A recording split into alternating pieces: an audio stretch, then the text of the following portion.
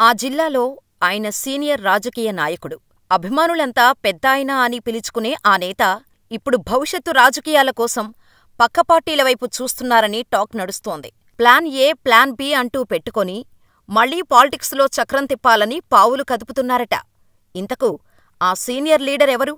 ఆ పెద్దాయన ప్లాన్స్ ఏంటో వాచ్ ది స్టోరీ. ఉమ్మడి ప్రకాశం జిల్లాలో మోస్ట్ సీనియర్ పొలిటీషియన్ కరణం బలరామకృష్ణమూర్తి. సుమారు 40 సంవత్సరాలుగా రాజకీయాల్లో ఉన్న సీనియర్ నాయకుడు. టీడీపీతో ప్రస్థానం ప్రారంభించిన కరణం బలరాం అంతకుముందు కాంగ్రెస్లోనూ పనిచేశారు.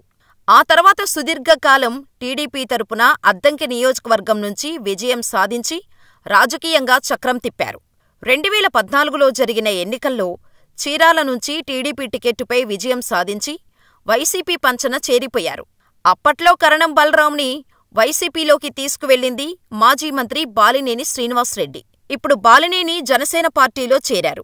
ఉమ్మడి ప్రకాశం రాజకీయాలపై ఫోకస్ పెట్టిన బాలినేని, సీనియర్ పొలిటికల్ లీడర్గా ఉన్న కరణం బలరాం, ఆయన కుమారుడు వెంకటేష్ను జనసేనలోకి తీసుకువెళ్లేందుకు చర్చలు నడుపుతున్నట్టు సమాచారం. ఈ క్రమంలోనే మరోసారి జిల్లా వ్యాప్తంగా చీరాల పాలిటిక్స్ హాట్ టాపిక్గా మారాయి.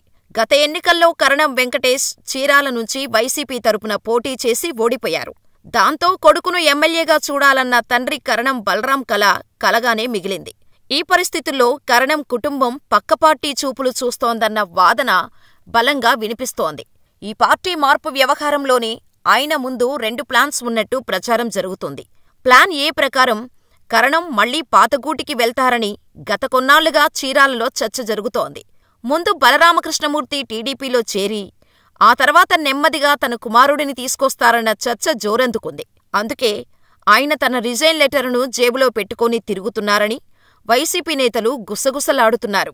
రేపో మాపో కరణం వెళ్లిపోతారని స్థానికంగా కూడా నాయకులు చర్చించుకుంటున్నారు. మరోవైపు చీరాలలో ప్రస్తుతం కరణం కుటుంబానికి వైసీపీ పరాభవం తర్వాత సహకరించే నాయకులు పెద్దగా కనిపించటం లేదని టాక్ నడుస్తోంది.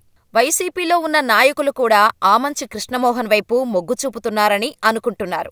ఈ పరిస్థితుల్లోనే ఎంతో కాలం ఇక్కడ ఉండి రాజకీయాలు చేయలేమని నిర్ణయించుకున్న కరణం బలరాం టీడీపీలో చేరి రాజకీయాలను కొనసాగించాలన్న ఉద్దేశంతో ఉన్నారనే వాదనలు వినిపిస్తున్నాయి. కరణం బలరాం వస్తానన్నా తీసుకునేది లేదన్నట్టుగా టీడీపీ వ్యవహారం ఉన్నట్టు రాజకీయ వర్గాల్లో చర్చ జరుగుతోంది. 2 పడవలపై కాలేసిన వారిని ఎట్టి పరిస్థితుల్లోనూ తీసుకోకూడదని చంద్రబాబు, కరణం బలరాం సన్నిహితులతో అన్నట్టు చెబుతున్నారు.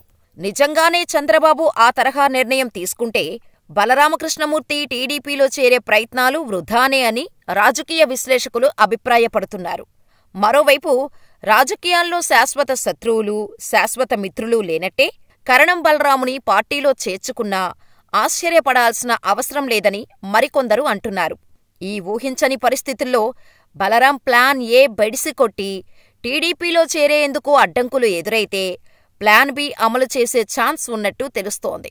ఉమ్మడి ప్రకాశం జిల్లాలో జనసేన పార్టీ బలోపేతానికి సీనియర్ లీడర్లు అవసరం కాబట్టి బలరాంని వైసీపీలోకి తీసుకొచ్చిన బాలినేని ఇప్పుడు ఆయనతో పాటు కుమారుడు వెంకటేష్ను కూడా జనసేనలోకి తీసుకెళ్లే ఛాన్స్ ఉందని భావిస్తున్నారు. బాలినేని సైతం కరణం బలరాం కుటుంబంతో చర్చలు జరుపుతున్నారని టాక్ ఉంది. ఇక ఇటీవల బాపట్ల జిల్లా వైసీపీ అధ్యక్షుడిగా కరణం వెంకటేష్ని నియమించారు. ప్రకటన వచ్చిన వెంటనే వెంకటేష్ జిల్లా బాధ్యతలు తనకు వద్దంటూ సున్నితంగా తిరస్కరించారు. దాంతో మళ్లీ కొత్త జాబితాలో మాజీ మంత్రి మేరుగు నాగార్జునను బాపట్ల జిల్లా వైసీపీ అధ్యక్షుడిగా నియమించారు. ఈ వ్యవహారం కూడా కరణం ఫ్యామిలీ పార్టీ మారుతారనే ప్రచారానికి మరింత బలాన్ని చేకూరుస్తోంది. ఇప్పటికే వైసీపీ నుంచి నేతలు వరుసగా వలసబాట పడుతున్న తరుణంలో సీనియర్ లీడర్ అయిన కరణం బలరామకృష్ణమూర్తి ప్లాన్ ఏ ఫాలో అయ్యి తిరిగి టీడీపీలో చేరతారా, బాలినేని అండతో జనసేన తీర్థం పుచ్చుకుంటారా అనే చర్చ జోరందుకుంది.